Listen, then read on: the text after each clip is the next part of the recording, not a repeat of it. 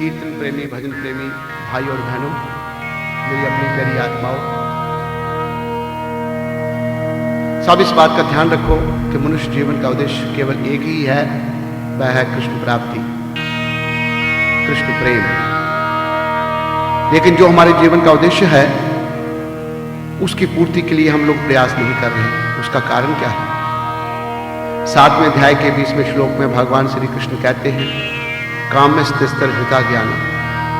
जिन लोगों को मनों में बड़ी कामना है उनका ज्ञान हरण हो जाता है। हम सब अपने अंदर देखें कि कितनी भौतिक कामनाओं से हम भरे पड़े हैं। धन की कामना, स्त्री की कामना, पुत्र की कामना, मकान की कामना, ये जो भौतिक कामनाएं हैं ये हमारे बंधन का कारण है। तो मेरी अपनी प्यारी आत्माओं, ये भौतिक कामनाएं कैसे समाप्त होंगी?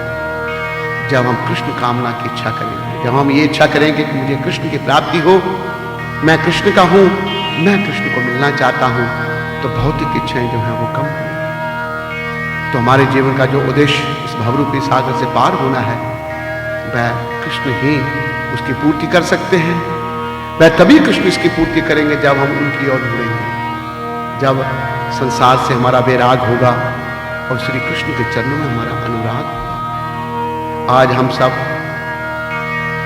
शारीरिक स्तर पर हैं, अपने आप को ये शरीर समझे हुए हैं और इस शरीर के लिए हम काम कर रहे हैं। पर मेरी अपनी प्यारी आत्माओं, वास्तव में हम ये शरीर नहीं, हम सब जीवात्मा हैं और हमारा संबंध परमपिता परमात्मा भगवान श्री कृष्ण से। शरीर में 6 परिवर्तन बताए हैं। इसका जन्म होता है, ये बड़ा होता है, संतान आदि उत्पत्ति करता है, एक जैसा रहता है, वृद्धावस्था को प्राप्त होता है और उसके बाद इसका विनाश हो जाता है। हम ये शरीर नहीं, पर आज हमारी सारी समस्याएं अपने आप को शरीर समझने के कारण। तो हमें शारीरिक स्तर से ऊपर उठना है। शारीरिक स्तर से हम कैसे ऊपर उठ सकेंगे? अगर हम गुरु गौरांग का सहारा लेकर के भगवान श्री श्री राधा कृष्ण की शरण में आएंगे। तो कली काल में बताया है, हरिर नाम हरिर नाम हरिर नाम एव केवलम कलौ नास्तेव नास्तेव नास्तेव गति अन्यथा। इस कलयुग रूपी भवसागर को पार करने के लिए हरिनाम ही एकमात्र साधन है, हरिनाम ही एकमात्र साधन है, हरिनाम ही एकमात्र साधन है। और कोई साधन नहीं, और कोई साधन नहीं, और कोई साधन नहीं। तो मेरे प्यारे सुनने वाले भाई और बहनों, बालकों व बालिकाओं, मेरी अपनी प्यारी आत्माओं, ये जो अमूल्य समय हमें मिला है इसको हम व्यर्थ में ना गवाएं। संसार के जो भी काम हम कर रहे हैं, अगर वो कृष्ण से संबंधित नहीं है तो सब व्यर्थ है। ऐसा बताया है कि संसार में मनुष्य बहुत कुछ करता है, बड़ा धन इकट्ठा कर लेता है, परिवार बढ़ा लेता है, बंगले हो जाते हैं, कारें हो जाती हैं, लेकिन एक दिन सब कुछ उसे यहाँ छोड़ना पड़ता है। समझ रहे हैं कि ये संसार हमारा होगा, ये पुत्र मित्र, ये परिवार हमारा होगा। नहीं ध्यान कि जब काल प्राण लेता है तो गैर क्या है, ये तन भी ना साथ देगा, ये शरीर भी हमारा साथ नहीं देगा, फिर हमारी पत्नी, हमारा पति, हमारा धन, कार, बंगला, ये साथ देंगे। आज हम अज्ञानी जीव जो भौतिक कामनाओं से भरे पड़े हैं, इन कामनाओं के कारण हमारा ज्ञान, जैसे मैंने आपको बताया, हरण है। जैसे बच्चे में बचपना है तो वो पढ़ाई को जरूरी नहीं समझता बचपने के कारण, इसी प्रकार भौतिक कामनाएं हम सब में होने के कारण हम कृष्ण की भक्ति को जरूरी नहीं समझते। याद रखो मेरी अपनी प्यारी आत्माओं, एक दिन हम सबको एक बहुत बड़ी परीक्षा में बैठना है। जब शरीर हम छोड़ेंगे, अंतिम समय जब आएगा, अगर हमने कृष्ण की शरण जीवन काल में नहीं ली होगी, केवल भोग विलास में अपना जीवन बिताया होगा, अंत में फिर कृष्ण हमारा साथ नहीं देंगे और ये भोग विलास हमको अधोपतन को नरक में ले जाएंगे, यहाँ में यमयातनाएं भोगनी पड़ेंगी। तो संदेश प्रभुपाद जी का, गौरांग महाप्रभु का यही है कि हम सब कृष्ण की ओर मुड़े, कृष्ण भक्त बने, और कृष्ण भक्त बनने से, कृष्ण की शरण में आने से निश्चित रूप से कृष्ण हमारा कल्याण करेंगे। यही इस भजन का सार है। पार करेंगे नैया रे बज कृष्ण कन्हैया। अब देखो, सुदामा जी बड़े भाव से कृष्ण के पास गए तो भगवान तो सर्वेश्वर सर्वशक्तिमान त्रिलोकीनाथ भगवान ने सुदामा जी के लाए हुए तंदुल जो हैं बड़े भाव से भगवान ने उनका भोग लगाया। भगवान को किस चीज़ की आवश्यकता है? सुदामा जी के लाए हुए तंदुल जो उनकी पत्नी ने बांध के दिए थे साथ में, उनमें भाव और प्रेम था, भक्ति थी। आज कलिकाल के प्रभाव से भाव प्रेम भक्ति लुप्त होते जा रहे हैं।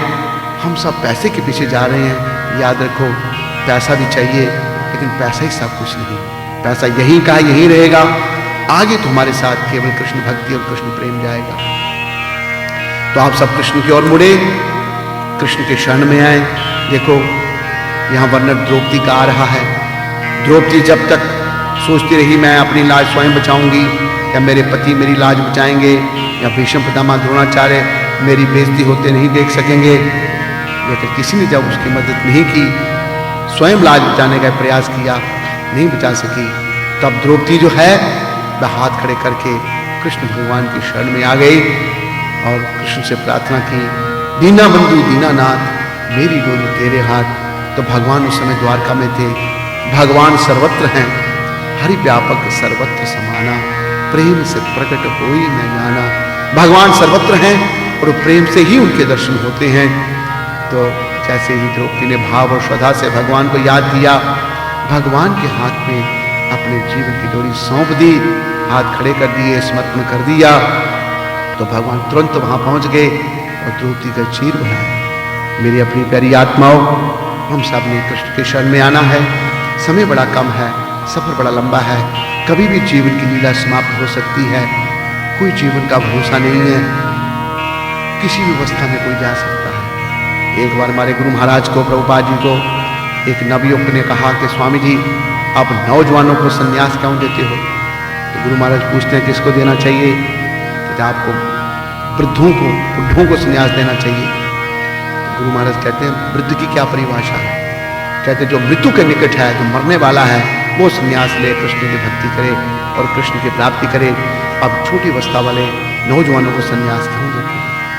तो हमारे गुरुदेव प्रभुपाद जी ने कहा कि तुम वृद्ध हो या जवान? कहते मैं तो जवान हूँ। कहते तेरे पास कोई गारंटी है कि तुम मर नहीं सकता? कहते नहीं। गुरु महाराज कहते तू भी वृद्ध है, अगर तेरे पास गारंटी नहीं है तू भी वृद्ध है, किसी अवस्था में कोई मर सकता, जरूरी नहीं है कोई बुढ़ा होकर मरेगा। तो मेरी अपनी प्यारी आत्माओं, हमारे किसी के भी जीवन का कोई भरोसा नहीं है, कभी भी हमारे जीवन की लीला समाप्त हो सकती है।